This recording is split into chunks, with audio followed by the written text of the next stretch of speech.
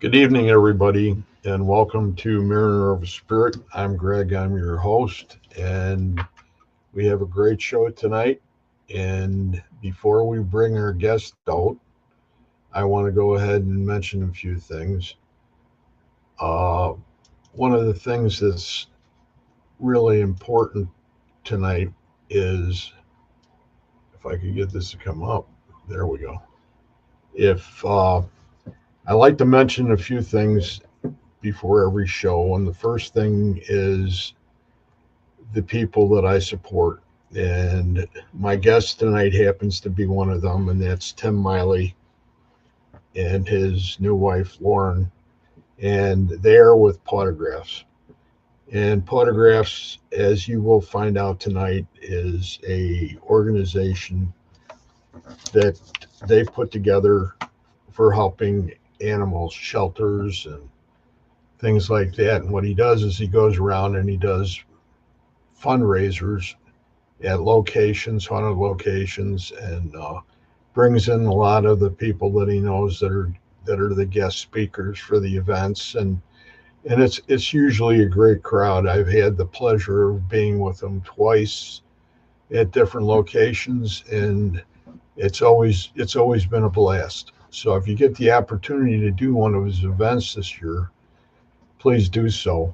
It's not only great for what he's trying to do for sheltered animals, but it's also good for the community.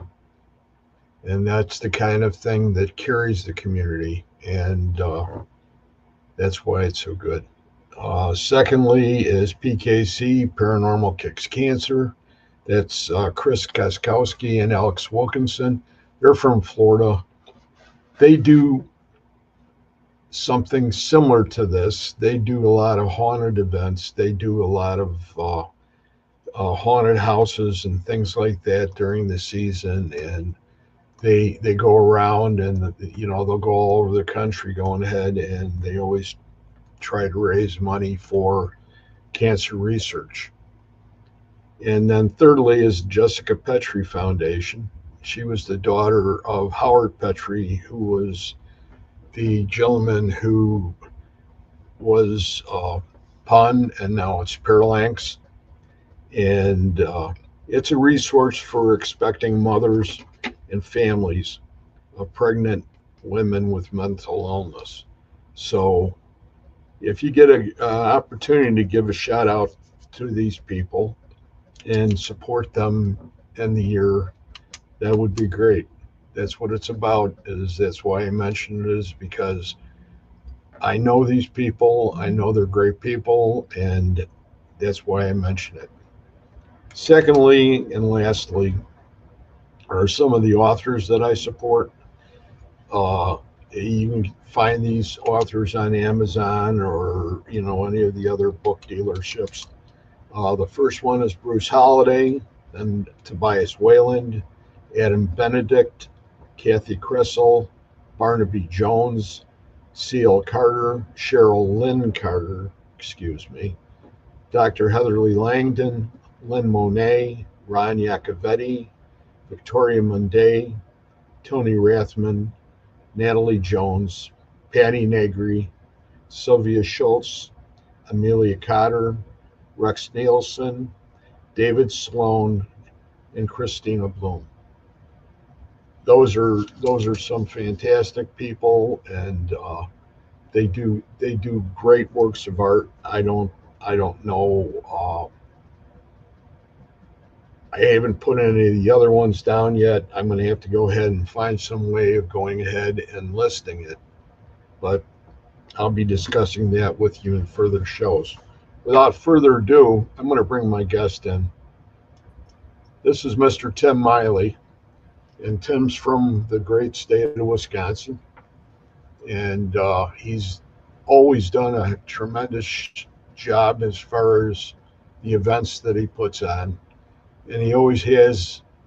I always consider the people that work with him to be top notch from across the spectrum. So, I mean, there's people that deal in uh, spirit box work, the kind of stuff that I do quite a bit of, and then there's other ones that are psychic mediums, and then there's just straight investigators.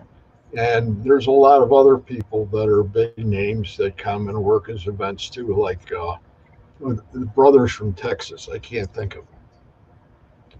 But anyway, I want to say welcome, Tim. It's great to have you on. I should have gone ahead and said that first off, but Thank you you. know, we all go ahead and screw up every once in a while. But the big boys from Texas, the brothers. I think you're referring to the Klings. I've never actually worked with them, Yeah, I but thought they were no, I've never had them at a okay. podcast event. But you mentioned the great state of Wisconsin, and I would beg to differ. It's February, and we're, we're we're supposed to get like, I don't know, 6 to 10 inches of snow over the next day, and you know, I'm just waiting for retirement. I've been promised we move to a warm weather when that happens. But yeah, Wisconsin's really nice about 2 months out of the year. Too nice. 2 months. Why don't you give everybody a little idea of yourself, your life, and how you got into photographs, or how you created it? Boy, it's been a long time since I actually told this story, and even longer since I've done it by myself. So bear with me. But boy, we go all the way back to 2006 now, and I just bought a home in Oshkosh, and this is the first interview I've done where I can't say, and I still live there because we recently moved. I'm right down the road from Lambeau Field, so that makes me happy. That brings me joy. But yeah, I had moved into the house in Oshkosh and was going through a lot of things personally, dealing with depression, sadness, and back in that time, and I hate having to say back in that time, but it was 19 years ago already. Men didn't really talk about that stuff, and so I kind of dealt with it in silence. Adopted a dog after I moved into the house, and he was beaten and abused and rescued from the home, and luckily I ended up with him. I'm really paraphrasing and shortening it up here a little bit, but the best decision that I ever made was going to that shelter and getting Murray, and just dealing with everything that I was in the house. And then that was also my introduction into the paranormal, because there was activity in the home, and being 31 years old, it was the first time I'd ever dealt with anything like that. And that was brand new to me, scared the crap out of me, even though, I'm a pretty big guy. I mean, we've seen each other in person. I'm a large person. So And I'm a midget. first thing I did was call my mom, and it was something I'd never dealt with, in the paranormal aspect of it. And on top of that, just trying to navigate life and dealing with depression and really not talking to anybody. I didn't mention it to a single soul. And in early 2007, I attempted to take my own life. Thankfully, Murray came into the room and rested his chin on my arm and snapped me out of it. And as I like to say, everything after 2007 is because of him. Everything that I get to experience in this lifetime is because of him, and the fact that he was there for me. And a lot of folks like to say we saved each other. It's Murray's story, but I'll tell everybody that he saved me. And from that point on, we weren't the dog and an owner anymore. We were more like father and son. And I lived the rest of his life to try to thank him for what he had done for me. In the meantime, I started a paranormal team, Fox City's paranormal team. Not as active as we used to be. Residential cases kind of few and far between these days, but been doing that for 17 years. Had a case that went to Paranormal Witness, and you can still find that on Peacock if you go look for it.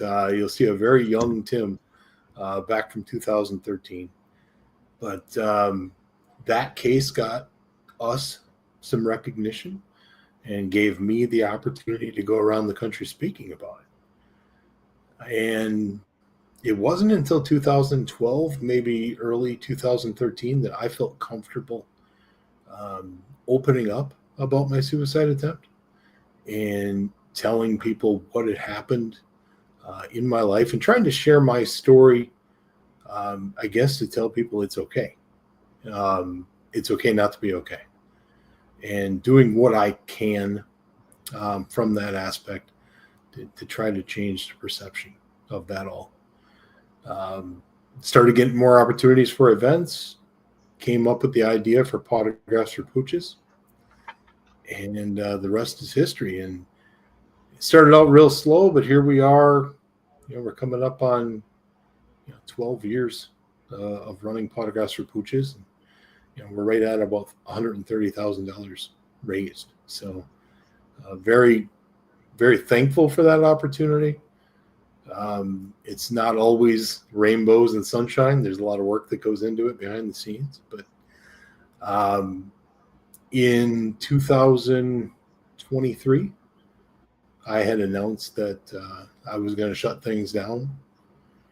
The stress of events was getting to me, and I just didn't want to deal with it anymore. And as I famously told people, I think Murray would care about his dad more than he cares about these events. And that's where Lauren came into my life.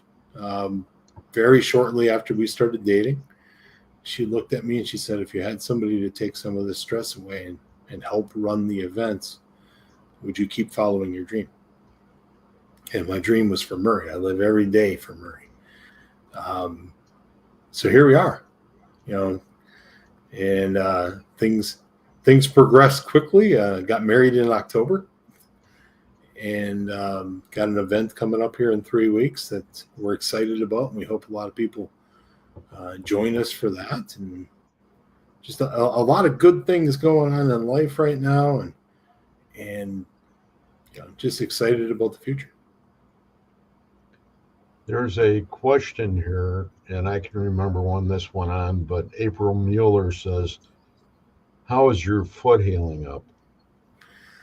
Well, I mentioned getting married, and then 3 days later, I was on the operating table, and they amputated probably 20% of my foot.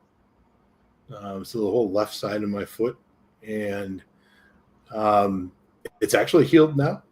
As of yesterday, it was healed over, and there's a scab, but it started out 4 months ago, 2-inch diameter hole in my side of my foot, and kind of put a stop on things. And unfortunately, through that process, lost my job. And so not everything's wonderful, Greg, but we make the best of it, and we're pushing forward, and so hopefully a lot of health, good health here in the next, however long I got left. Lauren says, hi, you two. Yeah, Lauren's hiding out in the dining or living room right now. Feeling feeling a little bit she under could the come weather. in. Well, Oh, she's that's feeling okay. under the weather. She had a little small procedure done today, and isn't feeling up to be on camera or doing a lot of talking. So Okay. she's So, hanging out in the chat room and supporting, and yeah, but she's here. how many events besides the one you just were talking about are you going to have this year? Do you have a plan set up, or We do. We've got a couple more Potographs events that we're going to be announcing here soon. There's an event at Ashmore Estates again this year. Robin Terry was okay? kind enough to give us the building for the weekend in June 20th and 21st. So watch for that announcement when tickets go on sale. Going to be going back to the Palmer House the first weekend in August in Sauk Center, Minnesota, and then sprinkle in. We're doing a Murray Scramble golf outing, golf tournament right here in Wisconsin in May 24th. In July, we're going to be at Gettysburg Battlefield Bash speaking. Oh, wow. That'll be exciting for us. And then we'll be down in StilCon again this year, mid-September. So a pretty full year, trying to balance, hopefully work soon, work, the paranormal, these events, Potographs, and, in this big family I have now. That's awesome. That's for sure. I think it's really, really great that you're going to have an opportunity. I don't know how many times you've been to Gettysburg, but This will be my first time. I'm really excited about it. Yeah, it'll be first time. Unbelievable. Yeah, that's what I keep hearing. That's where I started out when I was a kid. Everything broke loose there. I still to this day I wish my dad was still alive, because I always had questions for him pertaining to what had happened. Mm-hmm. My sister isn't around; she's out west somewhere, and everybody else that was there, my grandmother and my uncle, he was at Fort Lee, Virginia. So he came, we got him out, and we went over to Gettysburg. And my father was one of those guys that, he'd pull into the first spot he could, and he'd never move the car again, even though, he got a battlefield that's very, very, very, very large with a lot of stops, and he just stayed there. But we had more happening there in that one morning than I could even begin to understand. And there were more noises and everything. But I hope you have a experience like that when you go there. Uh, it's sacred ground. It belongs to both sides. It's something that I always felt very close to, and I put a lot of faith into the people that run it. Uh, I think that the only thing that I've seen that would make me feel a little bad is some of the things the kids do in the middle of the battlefield when they're running around shooting off fireworks and that kind of thing. There's times that that's being disrespectful. So I didn't like that, but I had talked to a couple of rangers that night, and they said that they're going to be putting a stop to all that, because it's something that shouldn't be condoned, period. But it's a great location. The people are great. The town's great. Everything is just a blast. Uh, I got your logo, and I wanted to mention that I'm going to be doing on this page, or on this show, and on my other show that's on Wednesdays. I'm going to have sort of a close, an outro page that I'll have your logos on, because that's important too, is that the people know about it. And Thank you. if anybody mentions anything like that, I'd be sure to go ahead and make sure. And if I have a question on it, I'll be sure to contact you before I go ahead and put my foot in my mouth like I normally do. I But appreciate anyway, that. well, we've been around together for quite some time, and I've always been the pipsqueak. Like when I have a picture of you and Tim Woolworth and me in the center, and I look like I'm in sixth grade. You guys Yeah, are so much bigger. yeah. Like, sometimes being 6'4" isn't exactly the greatest thing in the world.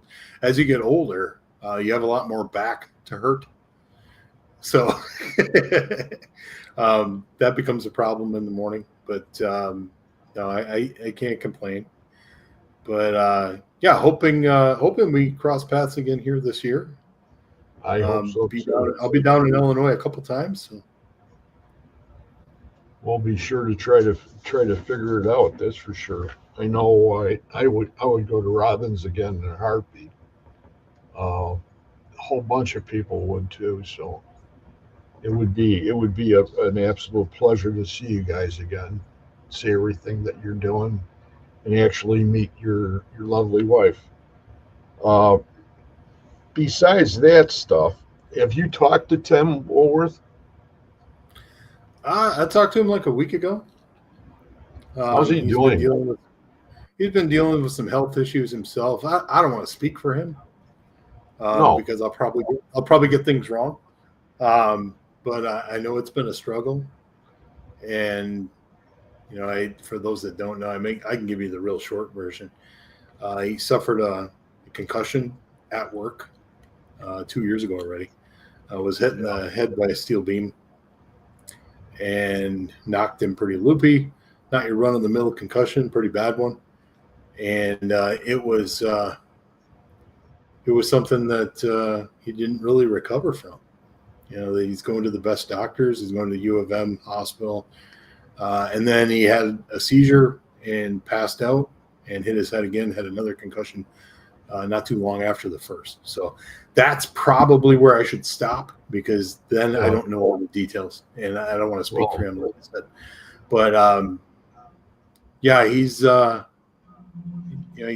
big part of the paranormal field, and he's struggling right now because life is changing. So just sending all our best for him, and hoping through some miracle that they can reverse all this damage that's been done. yeah, that's the tricky business of dealing with the brain. And I had three of them myself when I was younger, and it's not a picnic, that's for sure. And I really cared for him too. I mean, he was a great guy too when we were together, and I want to say that was at Ashmore. Yeah, I did a lot of work with him. We used to do quite a bit of events together, and then we would get stuck together on the investigation. So we ended up working together quite a bit. And for a while there, we were appearing at events in Michigan. To save money, they were putting us in the same room, so we basically became roommates. So obviously, really care about the guy. Um, since he's had these issues, I think we've traveled over there 3 or 4 times just to visit him and see how he's doing. But yeah, so I hoping for good news one of these days where he gets some positive news, and he can get back to doing what he loves to do. No, we'll have to say a few prayers for him.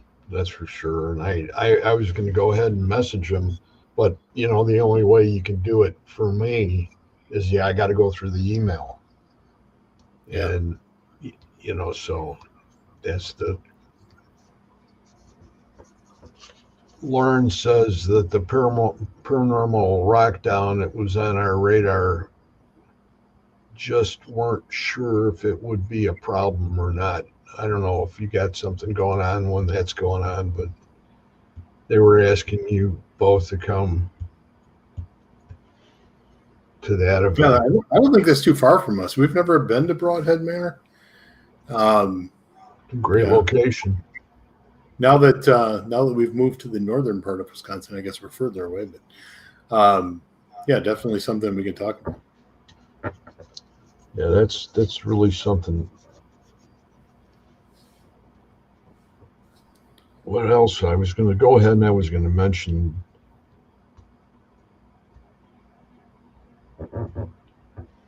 Now, you don't have that paranormal group anymore, do you?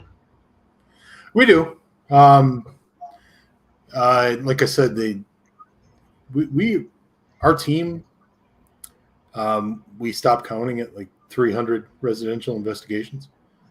And as we all get older and kind of get into our own separate things kind of you kind of like break apart a little bit. But every now and again we'll get a case. Every now and again we'll get an email. So things aren't as busy as they used to be, but definitely still have all the equipment.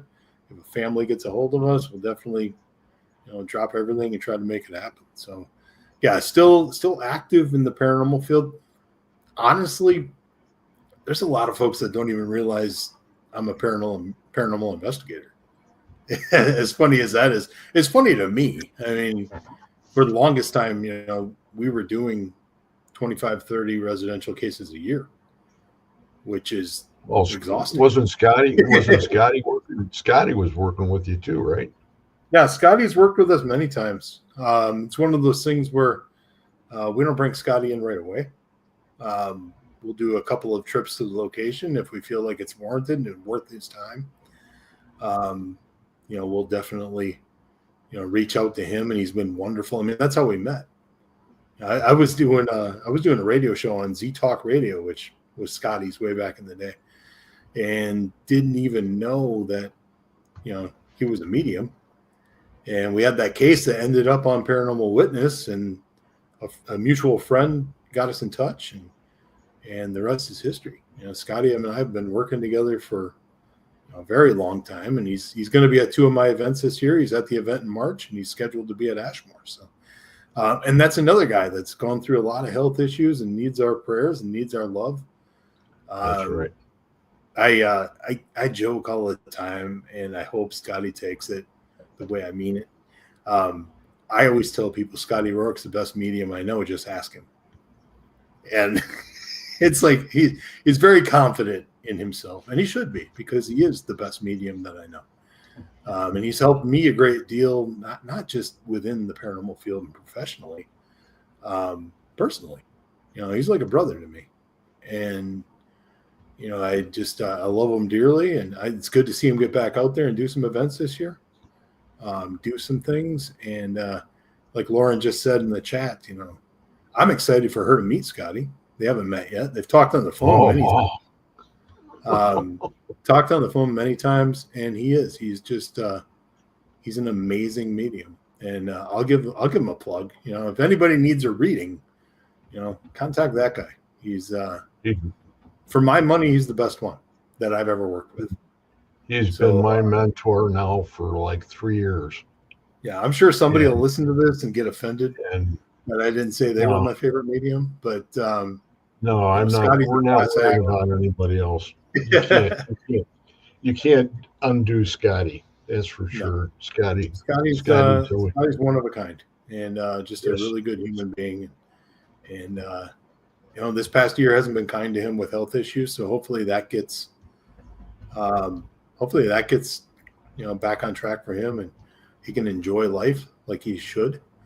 So all that stuff. But Scotty's, like somebody said, Scotty is the best, and just really real big fan of him. And as far as friends go, he's right at the top of the list. I run his Monday night Psychics Unite group down here. Oh, okay. on, but it's on Zoom. So, and I've been doing that now. I guess it's probably 2 years, maybe something like that. So I talk to them every Monday, and it's probably the best conversation I have every week. And we don't have to say a lot as long as we mention that we love each other and we care for each other. And I always go ahead and I ask how his son's doing, because it's the world, you know. Hmm. And I'm trying to, for some reason, I just got a brain fart. I forgot his name, and that's Alex and Christian are his Bones. son. Bones. Yeah, Bones. So Bones and I, we had a couple things that have happened to us in parades and stuff, and he has a fascination with trains. So we were in Lake Villa down here by where I live, which isn't that far from the border. And a train came through, and it was like, oh wow, and I went over, and he was just hemming and hawing on the train, and he thought it was a neatest thing to see that train. And I immediately sort of took took to him, you know what I mean? It was like, boy, I he's a great guy. He's a great guy. And his brother is too. It's a great family, and they do great things. And Scotty sort of carries him besides Terry. And Terry does an awesome job. It's neat that you are that close to him, and I know he always mentions you. I can't give you all the nitty gritty on that because then I'd get. No, But Scotty's a good friend, and I'm not going to get into it on the show, but there have been some things this year within the paranormal field um, that have come up, and I hate drama, but again, there, there's there's been some things that have come up, and Scotty has come to my defense, been in my corner. Same with Lauren, and he just trying to trying to set the record straight, and no, he's a very good friend, and it's one of those friends where that if you're not in the room, he's still going to talk highly of you. So those are the kind of friends you want to keep. so what is on your investigations? You do all privates, right? At this point, Do you have, yes, and there's the occasional event where we do an investigation, but yeah, for the most part. when you go into a house, do you go in first? How do you set that up? Oh, do I? You mean do I go to the house and meet with the family before the? You do an interview, right? Yeah, yeah. I do an extensive phone interview first, and then the next step will be going to the location, meeting with the family, and then kind of getting an idea of what the house looks like, how many people we would need. Um, do some research on the home after that. If we've decided, hey, let's go in and take a look, see what's happening in the home. And then, like I said, as I've gotten older, things have changed. It used to be, hey, we'll get there at 9 a.m. We'll stay till 3 or 4 in the morning.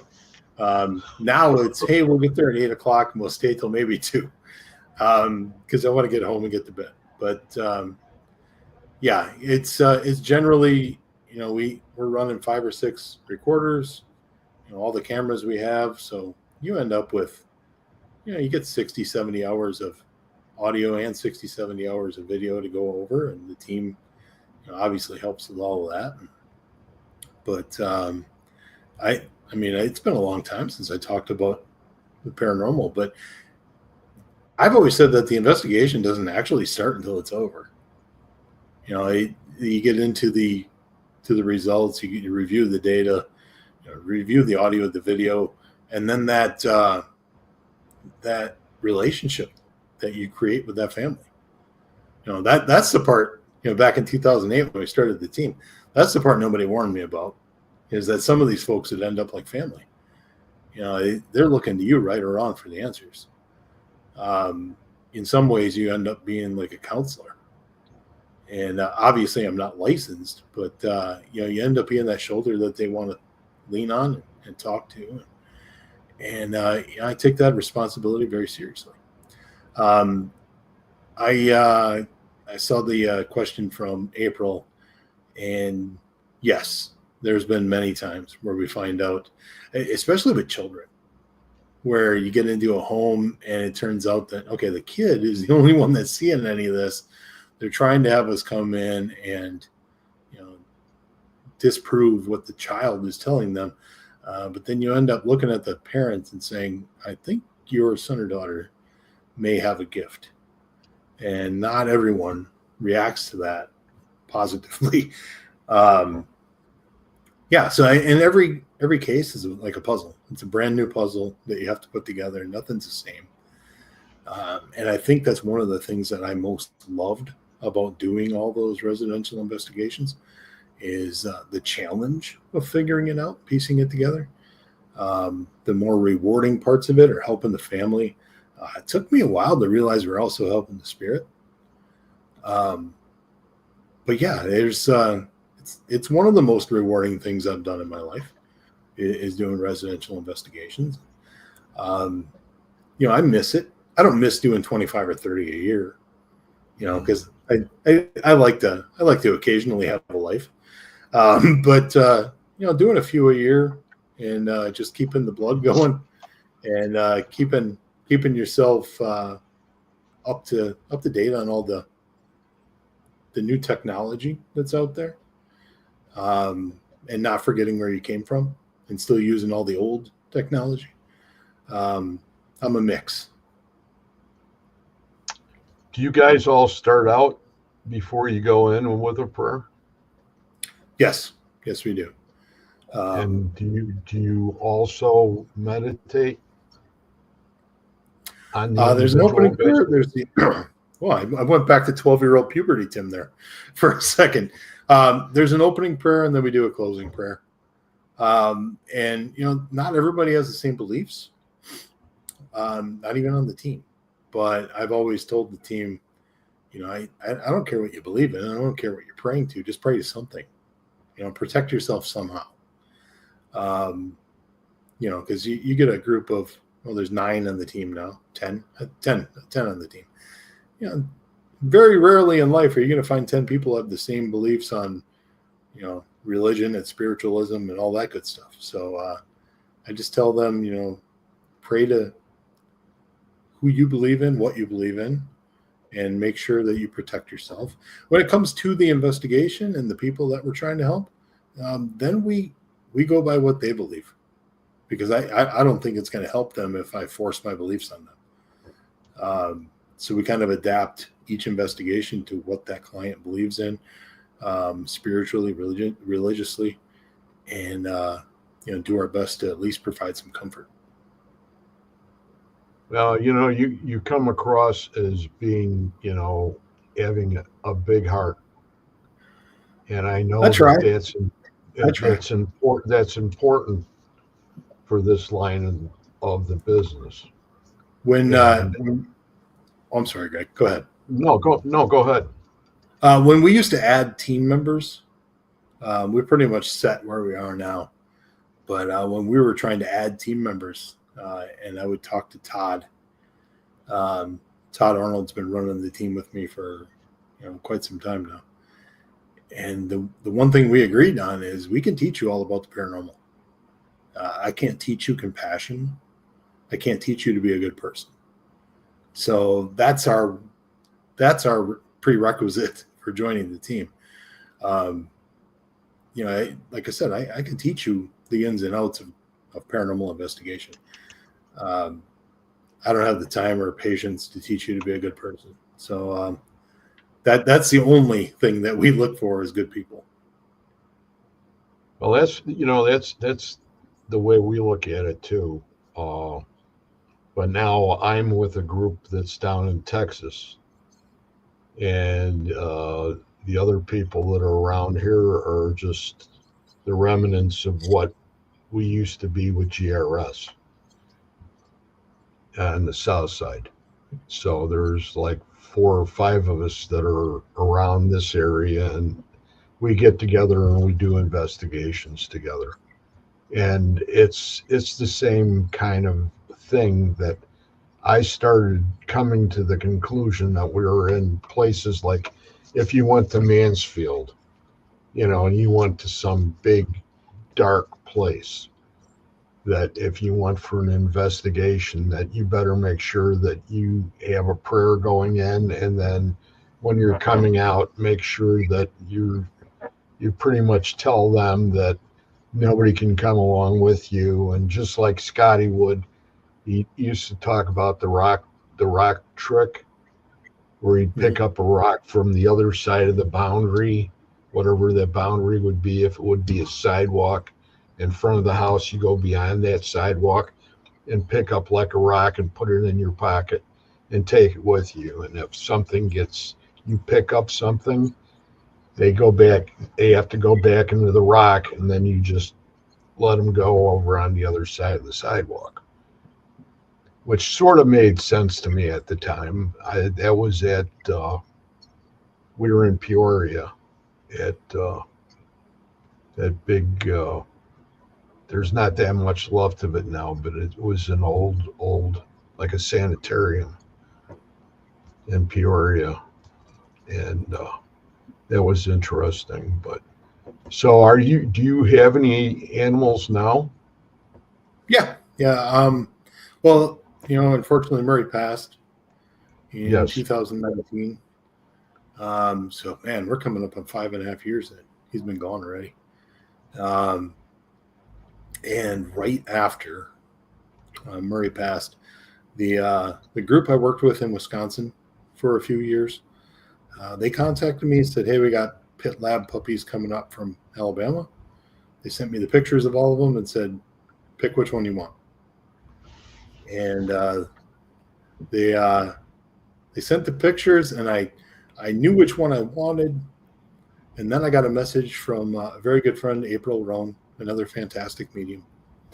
And all she said was, "Murray's very excited that you're getting a puppy, but he would like you to know that he can be the only boy." And so I had to go back and look at these pictures again, because I wasn't thinking of getting a female. I went back and I looked at the females, and there was one in particular that had the exact markings of Murray when he was a puppy. Oh, wow. And I looked at that picture and I went, okay, that's the one it has to be then. I named her Ray. The intention was to name the boy Ray because it's the last 3 letters of Murray's name. But I pivoted and we named her Ray, R-A-E. And she was born October 26th, so 12 days after Murray passed. She was born, and she's been with me since she was 8 weeks old. I still have Bo, which is a orange tabby cat, and that was actually Murray's cat. So Bo's still with me. And then I adopted another pit lab from my really good friends, Tony and Jamie, about 3 years ago when their daughter developed really bad allergies, like children's hospital allergies. So Daisy's been with me for about 3 years now. And this way they still get to come visit her and see her. And she gets excited every time they come over. But she's really become a part of our family. And it's amazing how Ray and Daisy and Bo have all adapted to having children now.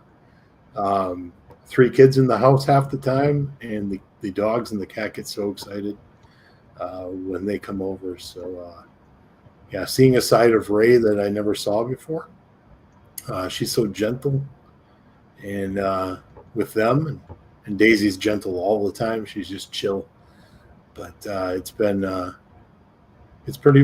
pretty remarkable seeing that change in Ray, because to be honest with you, I thought she was going to be this crazy dog her whole life. But I also think at some point when she stops acting like a puppy, I'm going to miss that. But she's going to be another 2 months. She'll be 5.5 years old. So time is flying by, and just enjoying all the time we have with them. Do they like water a lot? No, they're not fans. We moved into this house in October and got a fence put up. So the entire backyard's fenced in. It's a pretty big backyard, and their favorite thing to do is go outside and explore.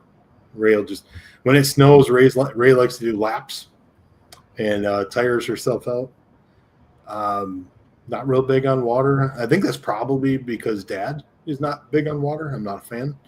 Uh, so they would have to get in the water themselves to know if they like it or not. But yeah, just I couldn't imagine a house without a dog at this point. So that's where we're at. We've been down for about maybe 6 or 7 years without one. And I used to have German Shepherds, and then I had my daughter's big golden, and that was 100-pound golden. But it wasn't really a golden because it had a white belly on it.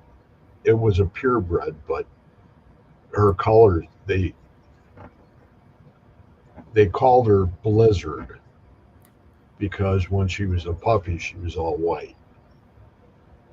And that's the one she wanted. And then when she went away to school, of course, she stays here. So, and by that time, the dog was so big that, you got the minefields, and then you got somebody that's got to pick up. It's like, hey, have you picked up all the poop yet? No, I didn't. Okay. It's not my turn, But after the winter time, boy, that's just a chore and a half. Especially with a big. I'm not looking forward to that. No, that's the that's the bad part. And then Mom's going to be yelling at you.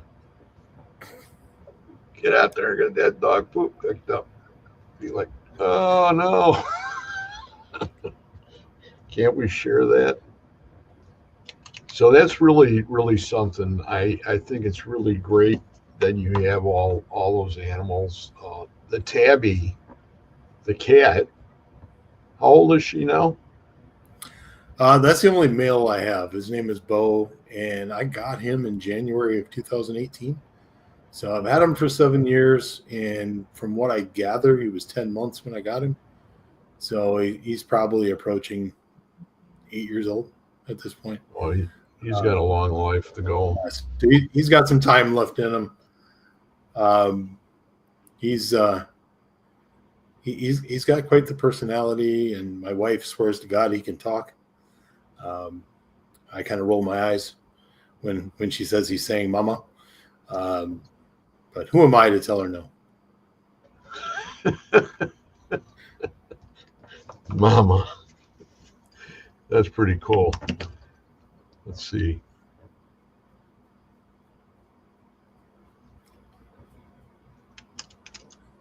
Did you ever just find? Oh, that was the one you were talking about being gifted and don't know it. That was April, right? Yes. I think you were talking about her. There are quite a few people here. It's just hard to keep up with them. But eye rolling. He also says hello. That was Lauren that said that. So that's got to be one. So he rolls his eyes. It's just like me. I roll my eyes too. No, he does make a lot of noise. He's very vocal, but I've never recognized any words. So how is it living up there by Lambeau? It is, it's wonderful, actually. I know you're a big fan. Yeah, we've got season tickets, and it's nice when you can get to Lambeau Field in 10 minutes Oh my and God. and get parked and start the tailgate and have a good time. Um, no, it's you hop on the bridge and there's Lambeau. So I mean, it's always there. In 2 months, they have the NFL draft here, and I think that's going to be a little crazy because it's going to be a lot more people than we're used to. But I'm going to trust that they know what they're doing. We're going to go up there Thursday night and check it out. Depending on how crazy it is, we may stay home the next 2 days of the draft. But yeah, being a fan of the Packers since I can remember football being on the TV, it's pretty exciting for me. We go out to eat or something, and there's Lambeau. Speaking of eye rolling, Lauren rolls her eyes because every time I see Lambeau, I put my hand on my heart. So she looks at me like, you are nuts. But yeah. Well, that's why we get along so well, is because I'm a Bears fan and always have been. And I was raised that way. So the biggest thing that I've ever seen, or the thing that meant the most to me, was way back in the day when they played in Wrigley Field and the Packers would be playing the Bears and they would be warming up on the field up to the 40-yard lines. And invariably, Ray Nitschke would get up and he'd walk to the front. And then Butkus would get up and he'd walk to the front on the other side. And they'd both look at each other. And it was like a stare, like they were going to have a gunfight. And then both of them just went like that and spit. You could see him spit. And it was like, what? And that's when I understood exactly what it meant, the rivalry, even though we haven't been giving you guys too much of a toss lately. But Hey, you beat the second and third stringers in the last week of the game, your season. So you got one. You got one. I know. Why did I think that you would go there? I was in the stands for that game, listening to all the Bear fans tell us how great they were, and I congratulated them on their 5-12 season. And the rivalry is not any less here.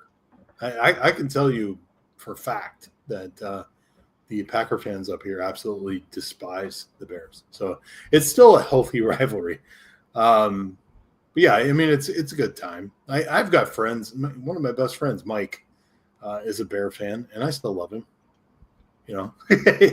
It's one of those things where, like, it's a rivalry, and we talk a lot of junk back and forth.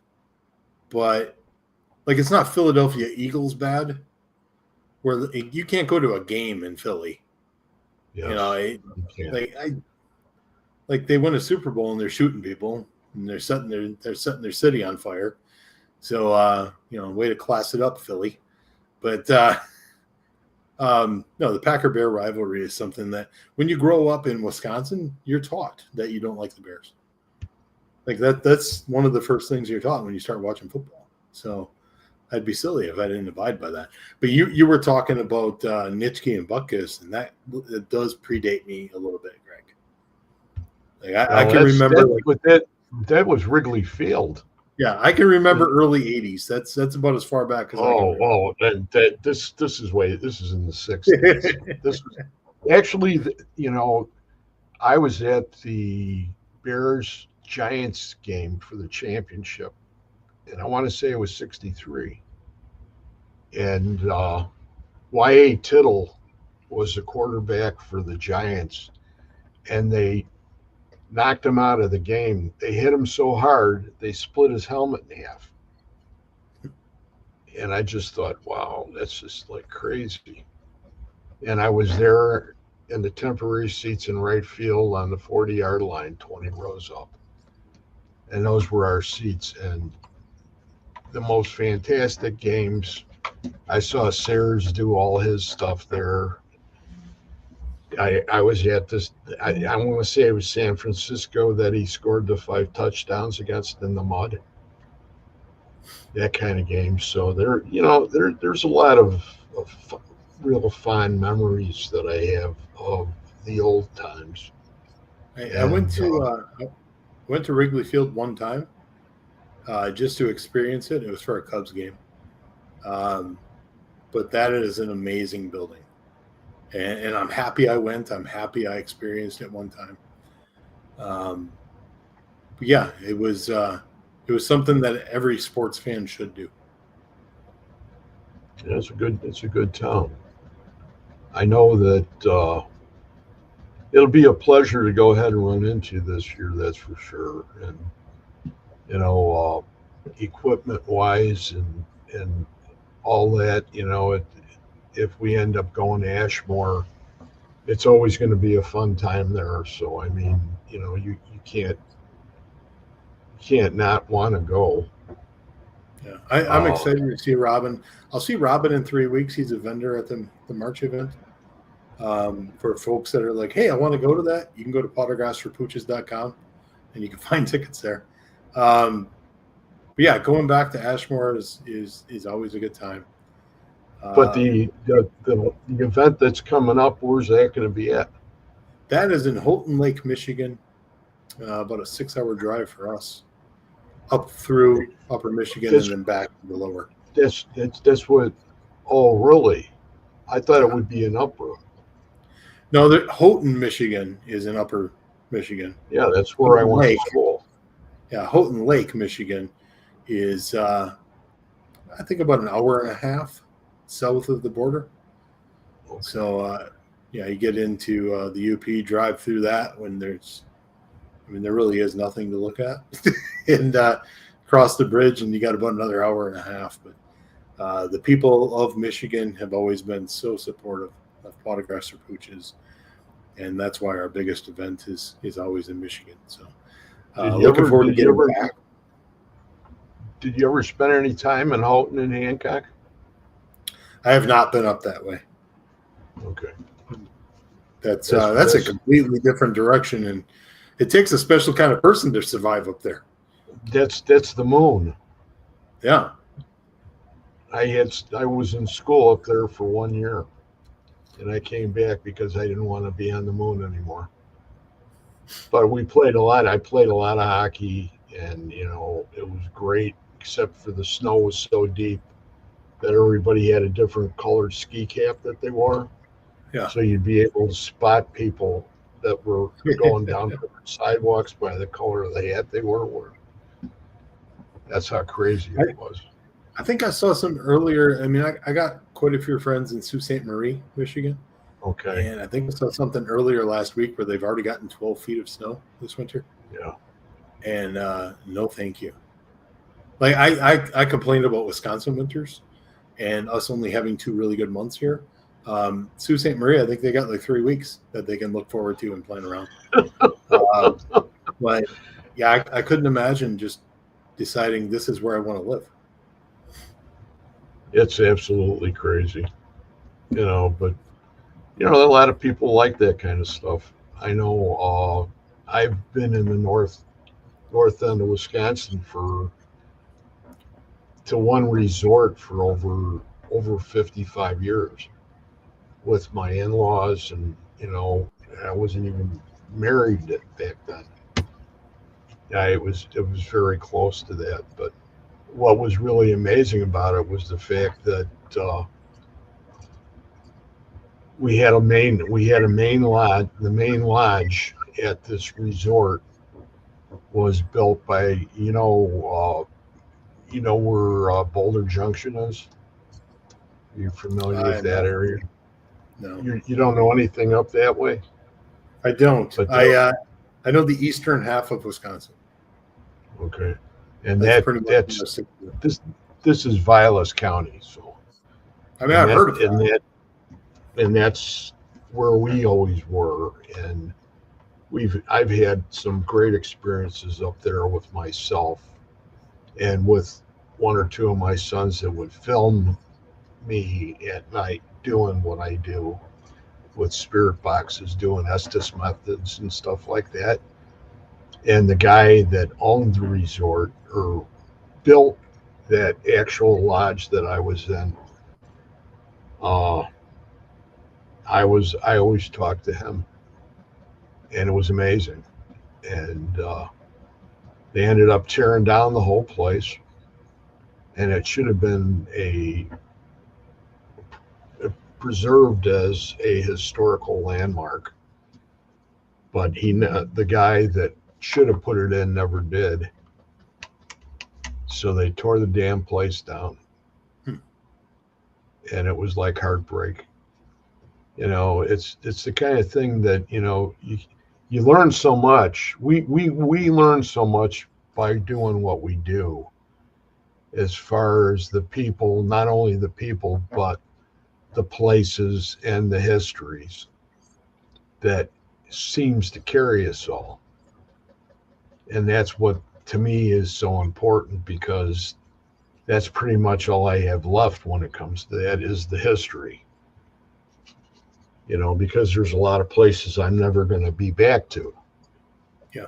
There's other places that I'll be back to, umpteen times, and I know you guys have always, from what Scotty always said, and even the last time I had you on the show, it was the same thing. You always talked about your private investigations and how much thought and love you put into them for the people that you were working for, or not really working, you were helping.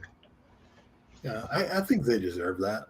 Um, it was one of the things that was always really important to me with private investigation is I would tell the team, out of all the teams in the world, they chose you.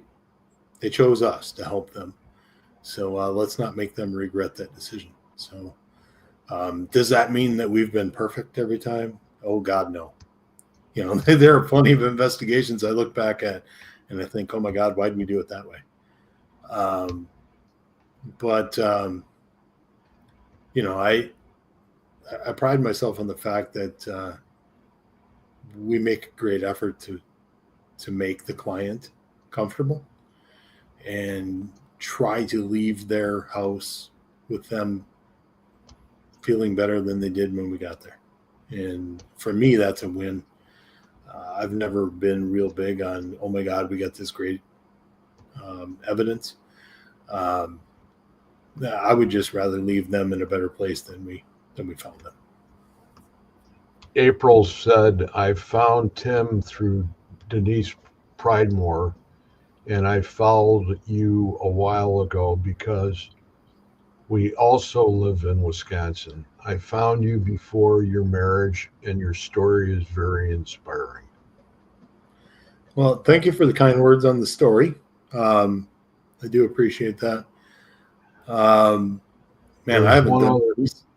I haven't done Denise's show in a long time, so that was quite a while ago. She's still really a lot of fun. Yeah.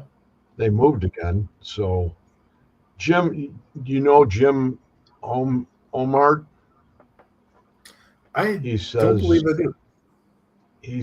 Greg, ask about spirit living in dolls. I'm one of those people that thinks I shouldn't talk about things if I don't know what I'm talking about.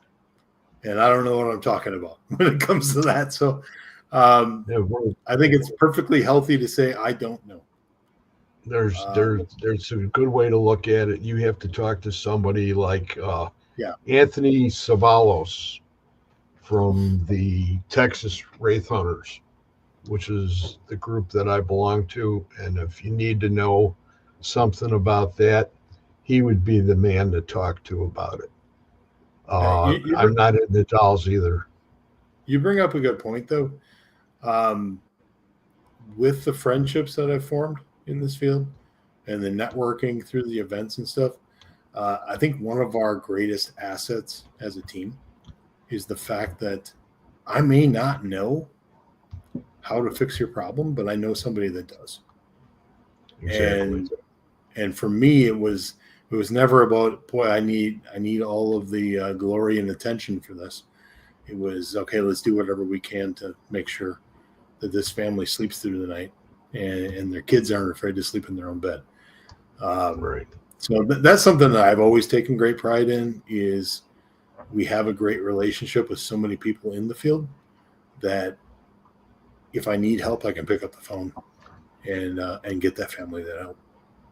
To end the show, the last question would be, out of all your privates that you've done, what would be the one that gave you the most issues? Huh.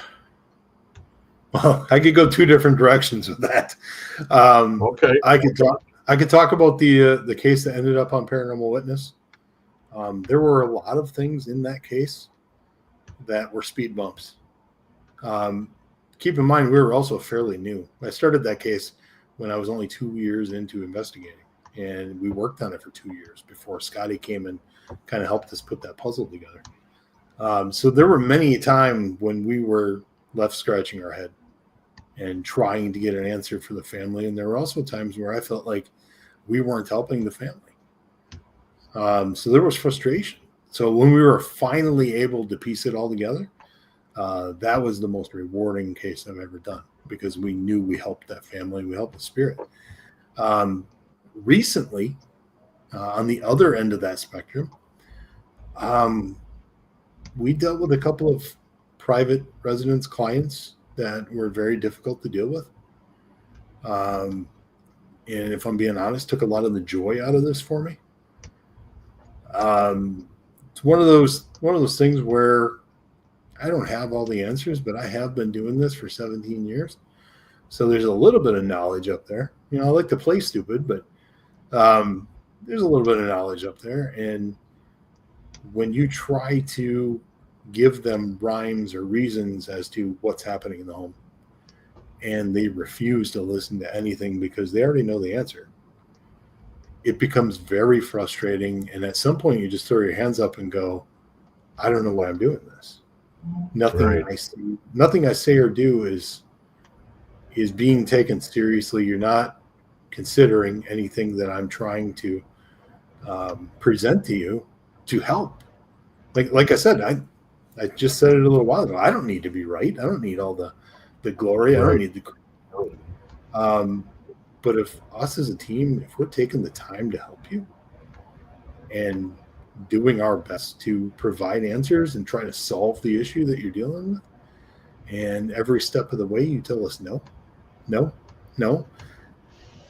but in this instance you call us back 5 or 6 times, at It's some no point respect. at some point I'm just going to tell you I can't help, and I don't know that me early on would have done that. I think me early on would have kept pushing through and tried to make them happy. But older and wiser me says, you know what? I'm not going to make these people happy, and I don't want to give them my energy. Well, they're not respecting you at all. No. Number one. But anyway, we ended on the biggest downer of all, me complaining. Yep. No, that's not the case. But it is. It has been, by no means are we done. But the paranormal field has given me so much more than I could ever give it in return. And one of the reasons that I try to be an ambassador or an advocate for the paranormal is, I feel like I kind of owe it. Without the paranormal field, I don't have the platform for podcasts for pooches. Without the paranormal field, I didn't meet my wife. Without the paranormal field, I don't have a lot of the good friends I have. So, and to just close it out, without Murray, I don't have any of this. So everything after 2007 is because of him. So this life has been wonderful, and I owe it to him. Very well said. And it's a great way to end it. Thank you very much for being here. It's been an honor to have you on. And I wish your lovely wife would have been on, but I'll meet her in the future, that's for sure. And I'm going to say goodnight. I'm going to say goodnight to everybody in the chat. Mention a few names, and then if you'd like to hang around for like 5 minutes, and then we'll just close it out. Okay, sounds good. Thank you for having me on, Greg. Oh, it's my pleasure. We had Lauren, Jim, April, Carol Garcia, Paranormal Rockdown, Lockdown. Warren, April again. Russell Reynolds has been on here. Russell has a show on Supernatural Link too. Steve, Bill Sanders. What is the topic this evening? Well, it's the end of the show now, Bill. Or Steve, Bill. April, Shaw Woman, Dana, welcome. Good to have you. Good to see you again tonight. April, Jim, Shaw Woman, again, Dana, and April. So thank you all for being here. Once again, Tim Miley's one of those people that you need to meet in the paranormal community, that's for sure. And if you get the opportunity to do one of his events, say hi. And with that, I'm going to say goodnight to everybody and wish you guys a great weekend and hope you don't have too much snow to shovel. And we'll see you guys later. Thanks again, Tim. Thank you.